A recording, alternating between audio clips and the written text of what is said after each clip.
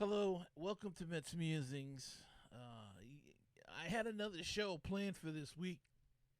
It was all done, all set to go, all recorded, all edited, everything was done. And then I got the news about Tom Seaver passing away. He was 75 years old. He passed peacefully in his sleep, complications of LEWY, body dementia, and COVID 19. His family was at his side. Tom Seaver was a great pitcher. And for all you young fans out there, I feel sorry for you that you never got to see him pitch. You see snippets on YouTube or the internet, but it's just not the same. Tom Seaver was a magnificent specimen. You know how they say Harvey night? Well, there was nothing bigger than when Tom Seaver pitched. It was an event. It was a New York event. And it was a thrill to go to a game and see him pitch. To watch him dig into the dirt. To get that foot in there. To get that knee down, touching the mound as he followed through. You knew Tom was going to have a good night when he had that right dirt all over his knee.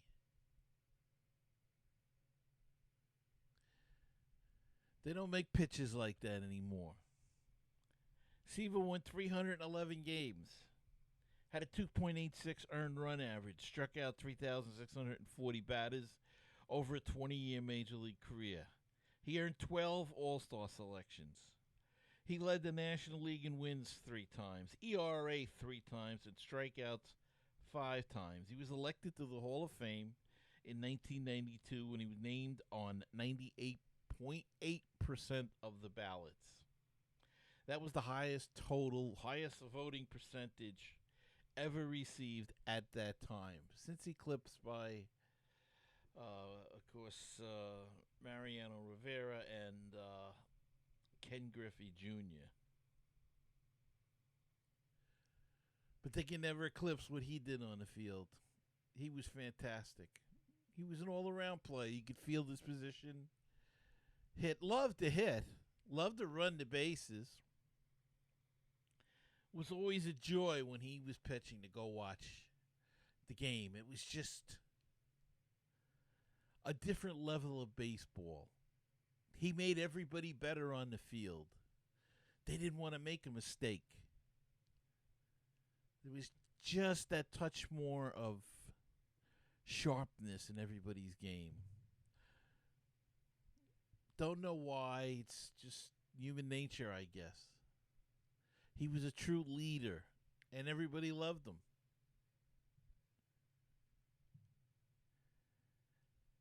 And we'll miss him. And the Mets have been, how shall we say this? The Mets have been neglectful. Yes, now they named Tom Seaver Way. They have the address in the street. That was great. But this should have been done years ago when he could have enjoyed it. When he closed Shea Stadium with Mike Piazza and then the next season opened Citi Field, that would have been the time. He would have been able to enjoy it. It should be a statue to Tom Seaver at Citi Field. It's time. Fortunately, now it's too late for Tom, but his family can enjoy it. But come on, Mets, let's do something. You've been talking about it. You say it's going to happen. Make it happen. Tom Seaver, the franchise, dead at the age of 75. Rest in peace, Tom, and thank you.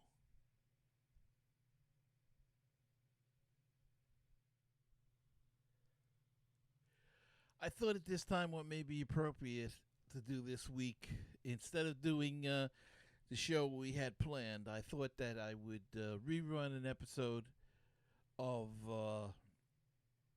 my interview with Art Shamsky when he was on. The first time I interviewed Art Shamsky when he was on, and we talked about his book After the Miracle, the story about the '69 Mets and the trip to visit Tom Seaver the last time probably most of those guys went. So I hope you'll enjoy that interview again, and we'll see you next time.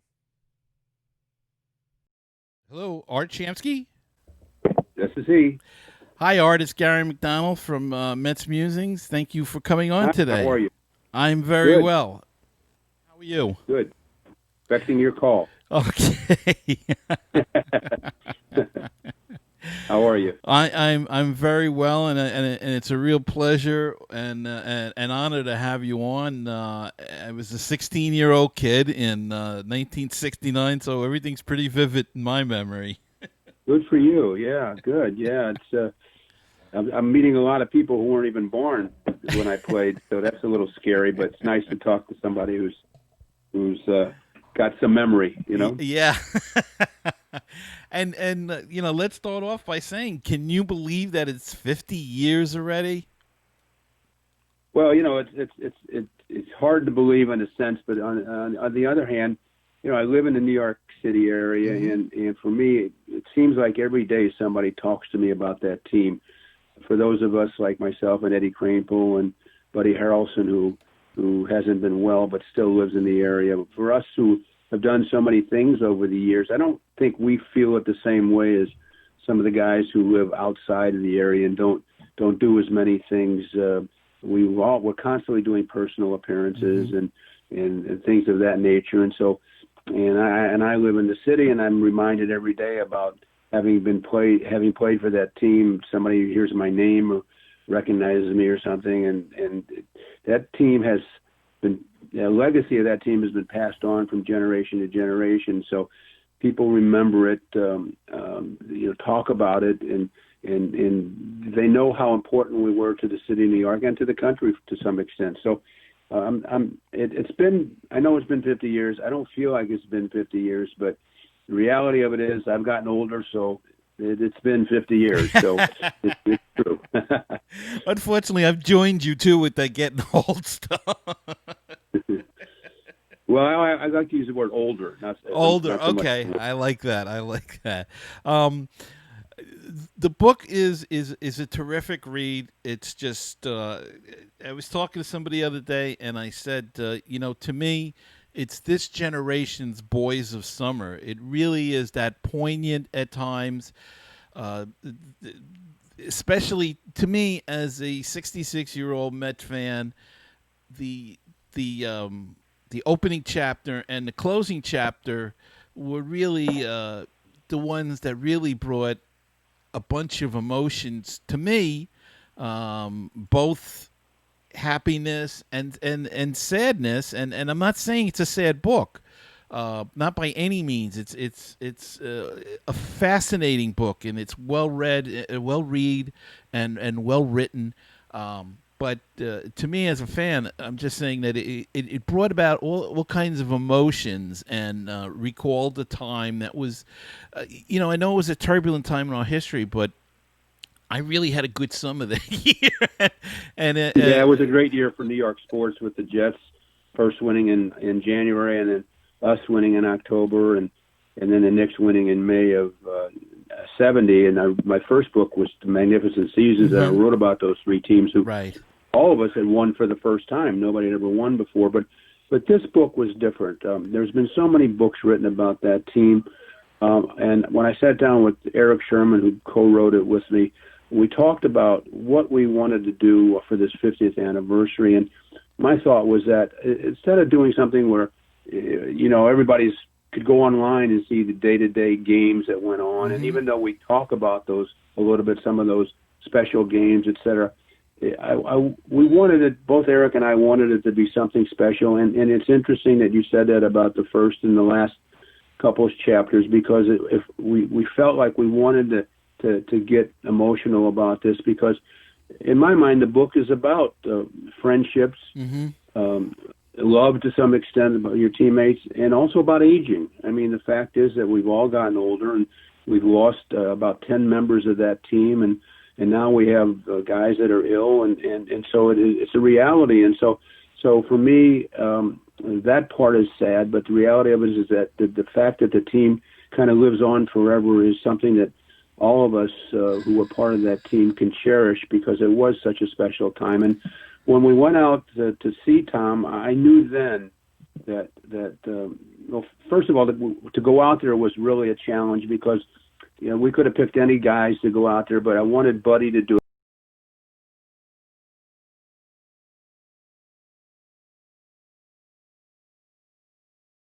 It's important for us to be. But it could have been anybody. It could have been anybody on the team, and it also had to do with availability.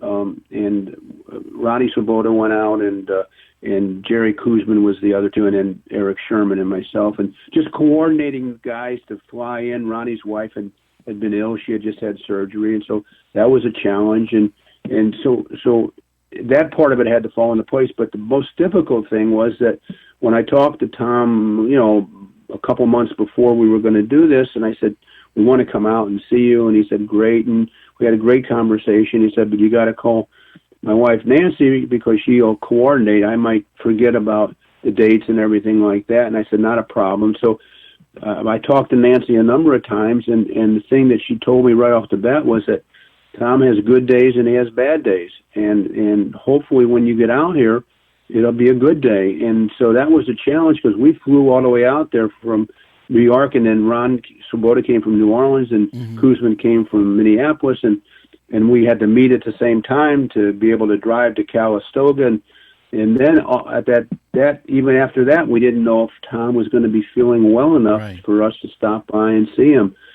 Well, it turned out he was fine, and we went out and we sat down at his house and we reminisced, and it was a great day. And then we ended up going to lunch and down in Calistoga and spending time with him and reminiscing, and everybody kind of throwing out things and laughing.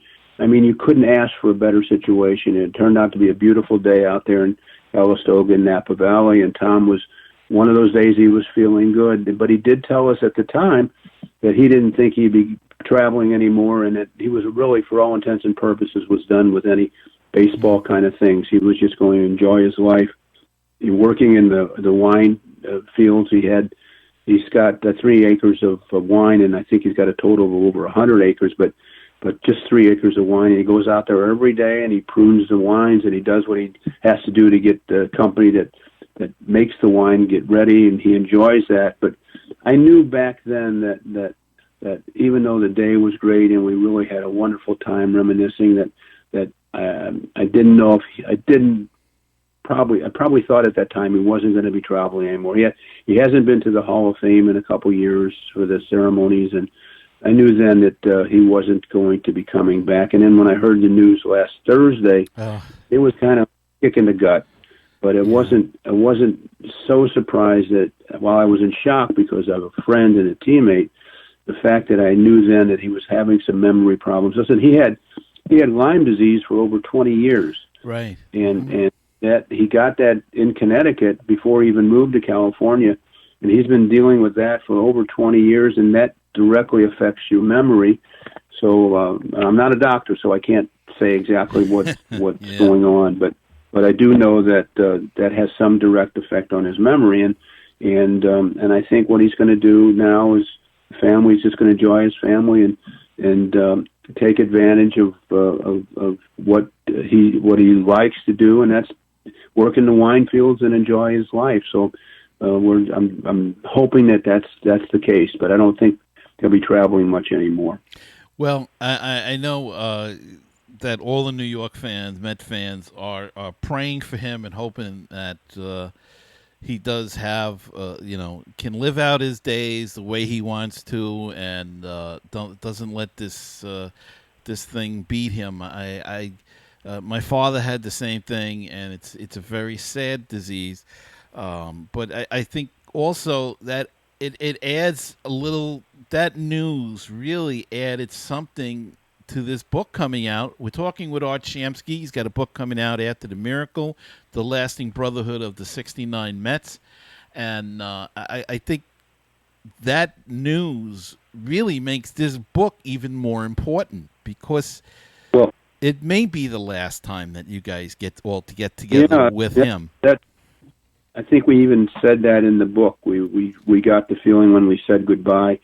And again, I go back to the fact that we've lost 10 guys on that team, including our great manager, Gil Hodges, and 4 of our coaches, and, key members of that team. Everybody who passed away was a key member of that team. And first with Cal Kuntz, and then Don Cardwell and Tommy Agee and Tug McGraw and it's been and now Ed Charles a year ago. It's been a sad state of affairs, but that's the aging process, and so while we have our memories and we reminisce, we sob for those guys who were part of this great team and won't be around for this 50th anniversary. But that team was very, very special, and listen, I admit it, I'm in New York. I'm still in New York because of it. It was a team. I played 13 years, and for all intents and purposes, nobody ever talks about the other 12. It's really about 1969, and I'm just so happy to have been part of that team. I get questions all the time saying, "Don't you wish you were playing now and making all the money?" And I say, "Well, are you crazy?" Of course, but the reality of it, for 2 reasons, I say, really, the reality of it is that I wouldn't trade this World Series ring that I have for anything, and no amount of money. And the second thing is, I played with and against some guys in the mid-'60s and early '70s that I believe was the greatest conglomerate of players in the history of baseball. And just the National League with Mays, Aaron Clemente. I played with Frank Robinson, Pete Rose, Johnny Bench. McCovey. Look at all the great pitchers I played against in the National League with Koufax, Marichal, Drysdale, Perry, Gibson, Carlton, Seaver, Ferguson Jenkins, Jim Bunning. I mean, all these guys went on to be in the Hall of Fame. And so I'm very lucky to have been part of not only that team, but that era of great players. But that team was so special and so memorialized. There's been so many books. I don't even know how many books have been written about that team. And so getting back to, I'm kind of diversing a little bit here but getting back to the way we wanted to do the book is really, we wanted to do something different. And while so many games were important that year and so many players contributed to the success of that team, it was really about friendships and like I said, aging and dedication and trust for your teammates. And I think that's the important thing about the book. The timing with Tom is incredible. I mean, nobody wanted it, but it's the fact that it's incredible timing with this going out. And I hope people that read it appreciate the fact that it was a team that everybody got along with, everybody loved everybody else, everybody pulled for everybody else. There was no animosity, there was no judging anybody. Gil Hodges, our manager, was a great manager, and look what he did. He platooned in 4 or 5 positions and got the most out of everybody, and was able to get guys on the bench who weren't playing much involved in the game. And as it turned out, everybody on that team contributed to some success of that team. And look at Al Weiss, what he did in the World Series, and Don Clendenin, what he did, and Rod Gaspar. All these guys were part of that team, and I could go on and on with names, and Wayne Garrett and Charles. But it was a great group of guys, and I'm just hoping people that read After the Miracle just enjoy the closeness that we had. And I know people have said to me this, the first chapter was a little sad, and the last couple chapters were, but the reality of it is that's life. And we all felt when we said goodbye to Tom that it was an emotional time, and that but we were so thankful that we got those moments to share and to tell some lies. Those stories might have been stretched out a little bit, but the reality of it is they were golden moments. They were golden moments for all of us who were part of that trip out there. And then talking to the guys in the course of writing the book is some of the fun things that came back, and some of the momentous events that happened that year were so special, and they still resonate with fans today. People still talk about the Black Cat. Right. They talk about Tom's almost perfect game that's taken on a life of its own. They talk about the Steve Carlton strikeout game with 19, and we win the game 4-2 because Swoboda hits 2 2-run home runs. I mean, I made the last out of a no-hitter pitched against us that year. I mean, we can go on and on and on, and it's just crazy things that happen, but it's all part of the legacy of that team. And not to even mention what else went on in the world with the Woodstock and man landing on the moon. But I wanted to talk a little bit about Gil Hodges. I'm of the belief he should be in the Hall of Fame, but I can remember interviews with Tom Seaver where he practically breaks down in tears when he talks about Gil Hodges. A number of the guys, he was so beloved on that team and so well respected. Ed Kranepool often talks about how he differed with him, and you speak on the book about how Swoboda said he wished he had more conversations, didn't fight with him as much. Talk a little bit about Gil Hodges, if you will. Well, Gil was the strength of that team. He was a terrific manager. He managed by feel, and what I mean to say is he felt the game. He made out lineups based on what he felt, and he knew that at some point he was going to have to get those guys at the end of the bench involved, and if he wanted them to do some things that would help the team win over the course of the year, and he did. And so I don't know, he wouldn't. I don't even know if he would like managing today with the sabermetrics and all the printouts and everything. But he was a manager of feel, and all of us respected what he had to say. I can honestly say that I didn't have that many conversations with him. He was a very strong disciplinarian, but we all respected him. And even when he was platooning myself and Swoboda in right field, and Clendenin and Kranepool and Weiss and Boswell and Garrett and Charles at third base, and sometimes even Grody behind the plate with J.C. Martin and Duffy Dyer. We didn't like it. It wasn't good for our career, but it was working. And all of us who were involved in that situation respected Gil, and he would look you in the eye and he would talk to you and tell you how he felt, and there was nothing that was you don't want anything more from a manager than just be honest with you. But it was working, and we all accepted it, and we all pulled for each other. And look at if you look at some of the collective numbers at each position, we had pretty good years. Swoboda and myself, we had almost an all-star year out there in right field, and Clendenin and Kranepool at first. And like I said, the other guys collectively did really well. So it was working, and Gil, to his credit, was really the force. And I do believe that, like you, he should be in the Hall of Fame. For a number of reasons, and that would be another radio program, quite honestly. Yeah. But he certainly, if you look at his numbers compared to some of the guys that are in there, like Cepeda and Perez and Santo, I mean, he's right up there in a lot of the categories. But he died too young. He was 47, I think, 2 days shy of his 48th birthday, and I do believe the Mets would have won more World Series if he would have been around to guide them. But he was a great manager because he demanded respect from his players and really was the catalyst. And when he came over in '68, which was my first year, I remember in spring training, he basically said, "You guys are not going to be the same old Mets." And for me, it was a new experience because I hadn't been with the Mets before that, but I had played against them, and you knew if you didn't win 2 out of 3 games against them, it was a lousy series. And so when I got over and he was there, you knew it was going to be no nonsense. And even though we finished 9th, half game out of last place in '68, you knew that the direction was going in the right way. And I think Gil never got as much credit as he deserved for leading that team, but he certainly was the catalyst. And I know you're a little you're on a time schedule, but my producer wants me to ask you about the Cleon Jones in the World Series, the shoe polish ball. Was that you were probably on the bench for well, that. Here's the thing. As I tell everybody, I was on the bench because I was on the bench and I was at the other end of the bench, and I know the whole scenario with the ball hitting Cleon and rolling into the dugout, and then Gil walking out with a ball with a little scuff mark on it, and and the way Cleon tells it is he didn't want to go to first base even though he knows the ball hit him because he wanted to hit.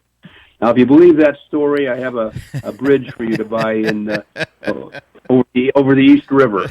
But the way it worked out is the big argument, and Cleon gets first base, and Glendenon then hits the home run. But I have to believe that Gil, in all his honesty, wouldn't have done anything shady. But I really didn't see, so I'm not not a person to really ask. But there's all varying stories about this, and the Kuzma's involved in that. As always, he's always in the middle of something, but Cleon finally got smart and said, "Okay, let me go to first base," but he always claimed the ball did hit him, but he didn't want to go to first base because he wanted to hit off Dave McNally. So I find that a little strange, but it was a strange game in a strange year.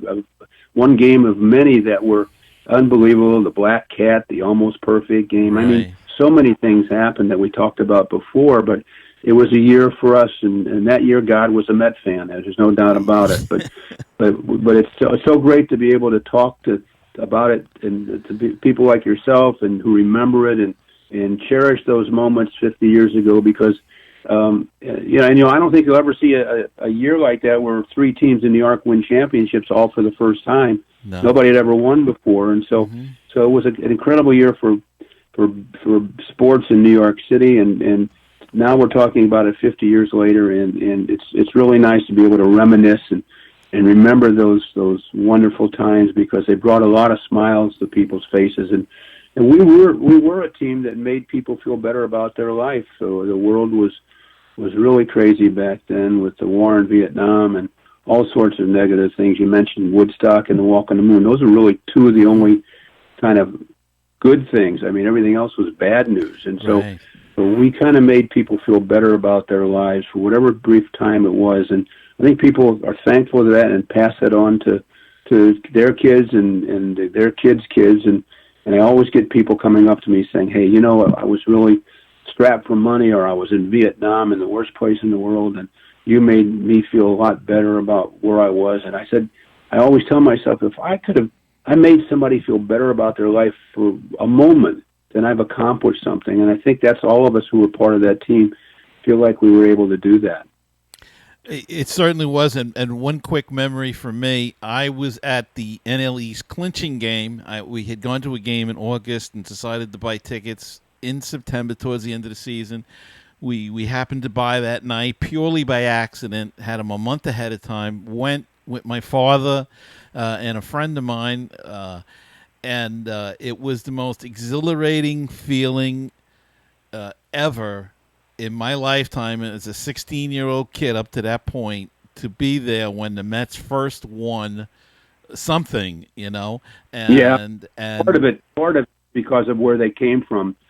I can't take the blame for those early years because I was with Cincinnati, but those early years were really people came to the ballpark to see them lose. Right. I mean, they did. They were out of it by June in terms of any kind of pennant race, and so for guys like Eddie Kranepool, who hit the home run in Game 3 of the World Series, there was like a revelation for him to be part of that winning team, to see all the good, the bad, and the ugly that he saw.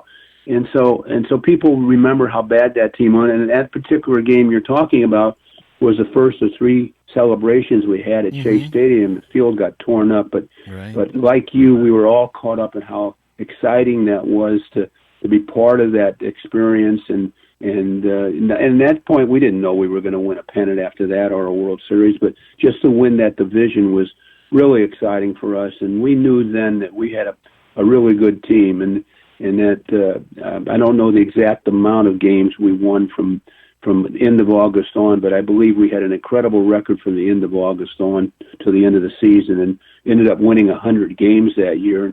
And we beat a pretty good Baltimore team that won 108. It was 3 20-game winners. So we all feel like we really accomplished something. I do have a distinction though of making the last out of the only game we lost in the World Series. So if that's worth anything, at the time everybody thought we might lose 4 in a row, but not us, not the team, but fans and some of the media, but we ended up winning the next game when Koosman pitched a great game in Baltimore, and then won the next 3 in New York, and the rest is history. But you did hit 538 in the NLCS, so that's something, right? I had a great series against Atlanta, and didn't start, and was frustrated. That's what I talked about before. Right. All of us were frustrated because I don't start the first game of the World Series, and then he sends me up to pinch hit against the left-hander Mike Cuellar. I always tell people this story. It's really interesting. You think about your first at-bat in the big leagues, or your first at-bat in professional baseball, maybe your first home run. But I must tell you, this is the honest-to-God truth. I think about that at-bat in the 9th inning of Game 1 in the World Series against Mike Cuellar, and I do think about that every single day of my life. That one pitch that I hit to second base, I could have hit it out of the ballpark and been a hero, but I ended up grounding out. And it's interesting. I've done some great things in my career, but I always think about that at-bat. So I haven't told too many people about that, but that one at-bat I wish I could have back right now, because he threw me a pitch right down the middle of the plate, Mike Cuellar, and I just grounded out to second base. But again, to be part of that team, to be part of that excitement, and now 50 years later for me, is very, very special. Well, Art, I know you have a schedule to keep, and I kept you a little bit over, and I could talk to you for hours about that year, and I wish we had more time, but I want to thank you from the bottom of my heart for coming on today, and for that year and that team. And you guys, we just loved you guys so much, and I'm sure you know that over the 50 years, but this is my chance to say it to somebody from that team.